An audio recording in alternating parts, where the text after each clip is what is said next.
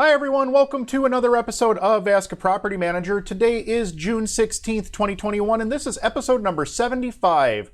We're coming to you today from Studio 2.0 here at Own Buffalo. I'm Andrew Schultz, Principal Broker of Own Buffalo, Inc., and on today's show, we're going to be taking a look at the rent relief rollout across the country, how to handle an early move out, and we're going to answer some questions from housing providers around the country, and so much more. Before we do that, we're going to plug our social media. New episodes of Ask a Property Manager drop every Wednesday morning, 10 a.m. Eastern. You can also catch the replay on our Facebook and on our YouTube page the same day.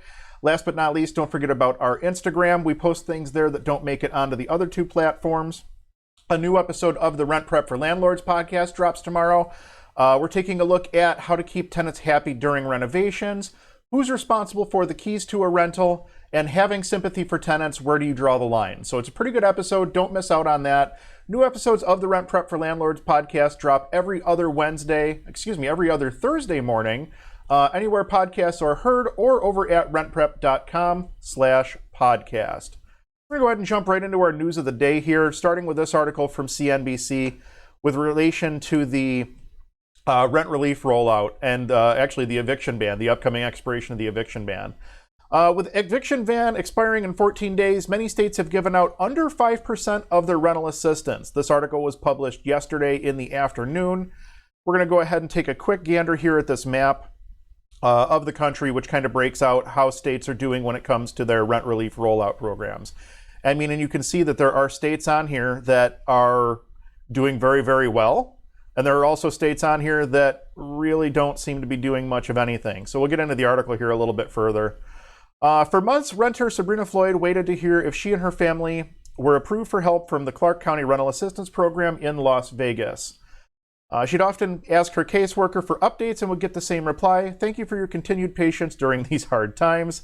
The email said, "We are still processing your application." Then on June 9th, she learned that she was denied because she hadn't supplied a necessary document in time. She wondered which document officials were referring to. No one had said her application was missing anything. "We never took longer than 48 hours to respond to any request," Floyd, 27, said. "I feel frustrated." She now worries that she and her 3-year-old daughter, Amiri, will be evicted.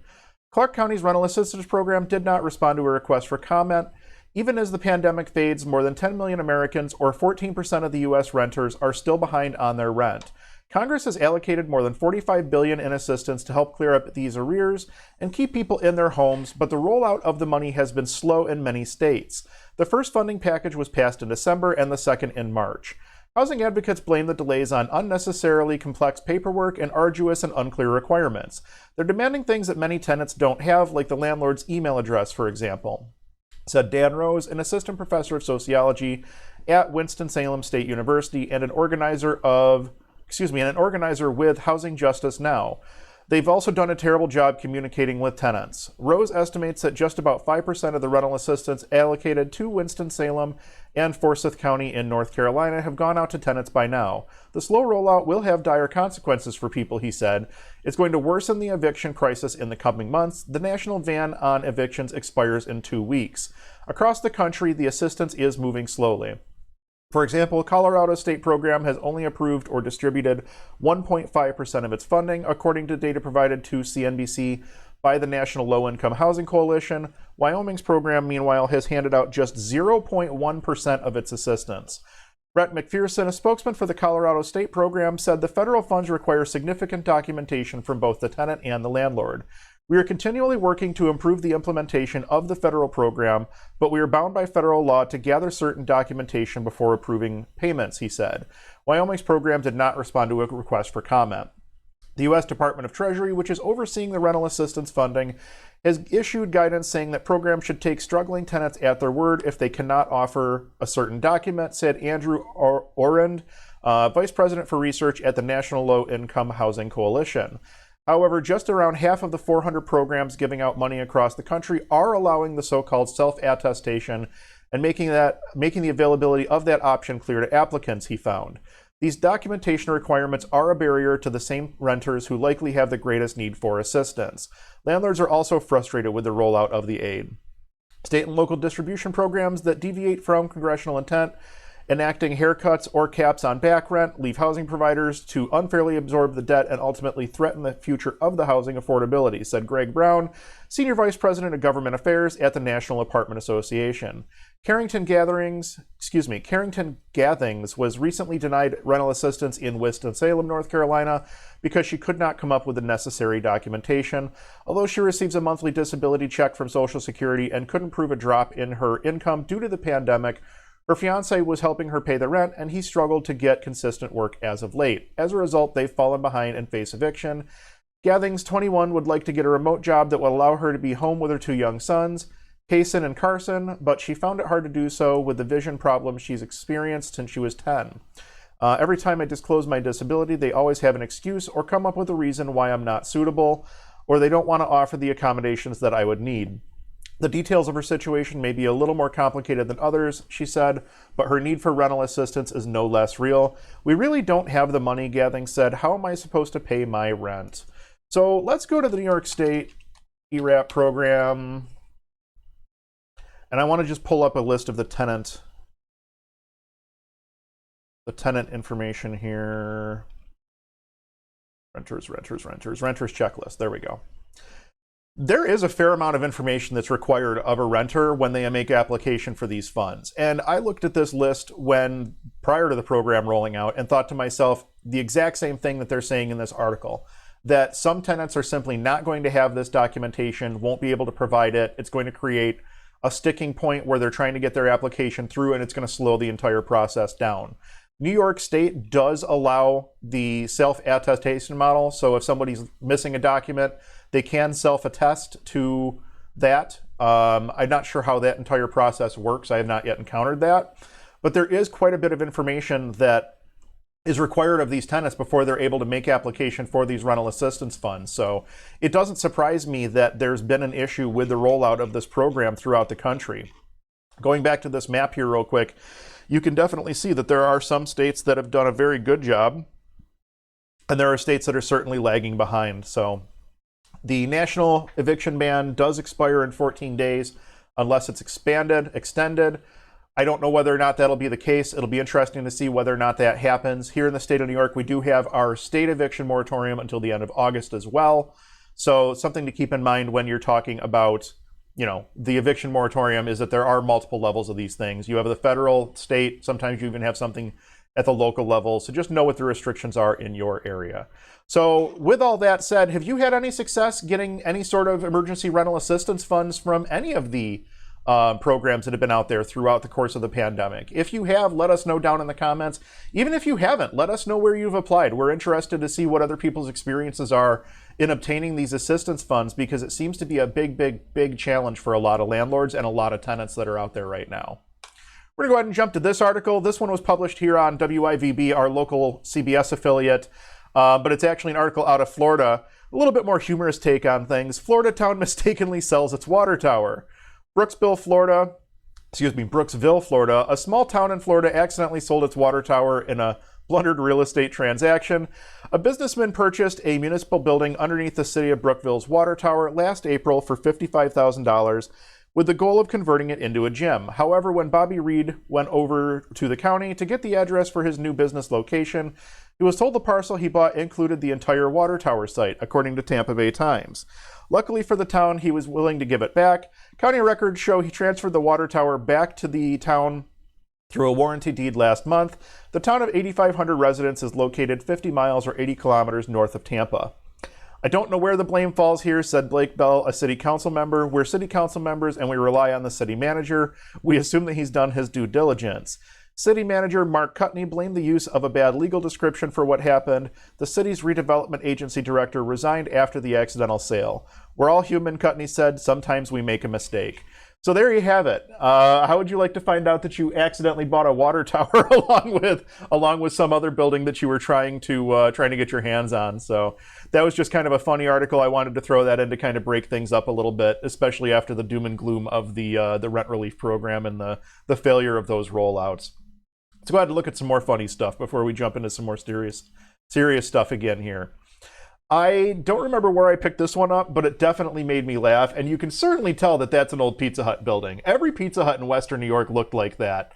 Obviously, they've done some serious modification to it, but that has to be an old Pizza Hut building. Just got a real chuckle out of that one. And then this one I believe was posted by Rob Giuseppe over at Pillar to Post. I don't believe this was one of his home inspections, but how would you like to open an electric panel and find that it's been completely overrun with bees? I mean, that's completely insane. I don't know. I don't know if the panel would work at this point or not. I don't think that there's anything there that would technically stop the panel from working. Certainly not good for the panel. But yeah, that's crazy. I'm certainly glad that I've never encountered something like that. So let's go ahead and jump to our questions from housing providers around the country, starting with this one on handling early move-outs. Our tenant purchased a home and proposes breaking the 1-year lease 4 months early. We will have a realtor find new tenants as quickly as possible and then release the current tenants from their further rent obligation. Besides the rent and the utilities until rented again, what costs and security deposit deductions are fair? Is a 4-month fraction of the realtor commission a fair deduction?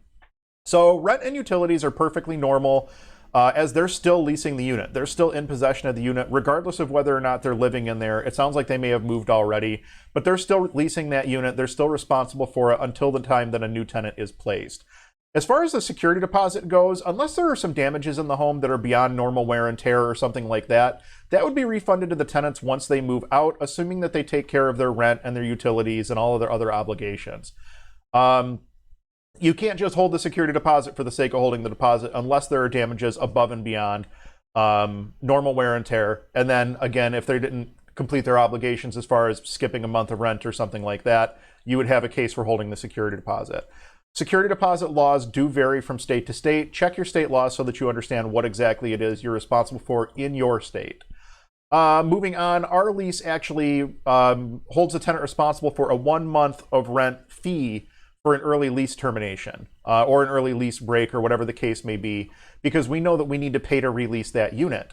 So if you wanted to prorate that charge, that 1 month rent, it sounds like you're paying 1 month to the real estate agent to essentially find another tenant. If you wanted to prorate that and have the outgoing tenant pay for, the 4 month fraction of that 1 month commission or that 12-month commission, whatever the case may be, I don't think that's unfair. I think it's super reasonable. It's really going to boil down to what do you have in your lease that allows you to charge back to the tenants? What do you have in your lease that surrounds lease breaking or subleasing or anything along those lines? Check your lease and make sure that you have some language in there with regards to lease breaking and subleasing and what the process is, what the costs are, et cetera, et cetera, et cetera. That's just my thoughts on it. In New York State, you do have a duty to try to place a new tenant in that unit. So that's something to keep in mind as well. Some states have that, some states don't. But generally speaking, refer to your lease first and foremost, and then refer to your state statute so that you know what exactly it is that you're responsible for. Moving on to our next question, quartz or laminate counters? Contractors are suggesting that I should replace my rental's laminate countertop with quartz. I'm planning to sell in a couple of years. Quartz is low maintenance, which is good for a rental, but it's kind of pricey. We're looking for recommendation on materials that are rental safe, but will also enhance property value. Thank you in advance. So this is really more of a question of what makes sense in your market. I'd start by looking at other active listings and other sold listings in the area to see if they are using laminate countertops or some sort of a stone, whether it be quartz or marble or granite or whatever the case may be. It's worth looking at what's going on in the market to see what is everybody else doing, because you don't want to over improve. So if everybody else is using laminate, there's really no reason for you to sit and throw brand new quartz countertops in that are going to be significantly more expensive and over improving your home when you go to list the property for sale. Some other options you have is if you do still have some life left in your laminate countertops, you may want to just wait until you get closer to sale time. Number one, that's going to make sure that whatever you pick is going to be on trend with whatever's going on, trend-wise. You may also find that, especially right now, given the high cost of building materials, a couple years down the road, if you went to install that quartz, you may wind up with a much better price because hopefully by that point, the price of building materials will have come down a little bit. I don't have a crystal ball. I can't say whether or not that'll be the case, but I have a strong suspicion that in a couple years, things are going to be a little bit less expensive on the building material side than what they are right now. If you did want to try to save those laminate countertops, you could bring in a company that does resurfacing. Usually it's like a 2-part epoxy that they come in and spray Same companies that can do like a tub resurface can usually do a countertop resurface as well. So that's something that you might be able to do. Even if your countertops are ugly, you might be able to get away with a resurface for a couple of years and then either sell them resurfaced or replace with the quartz or the stone or whatever you're planning on installing prior to listing the property for sale. You can install several laminate countertops for the cost of what it's going to take to put in any sort of a stone countertop. That's another thing to keep in mind. So, if it's not market specific, or I'm sorry, if it's not market standard that you need to have a stone countertop, you could probably install laminate countertops multiple times over before you pay for the cost of a stone countertop in comparison. So that's definitely something to keep in mind.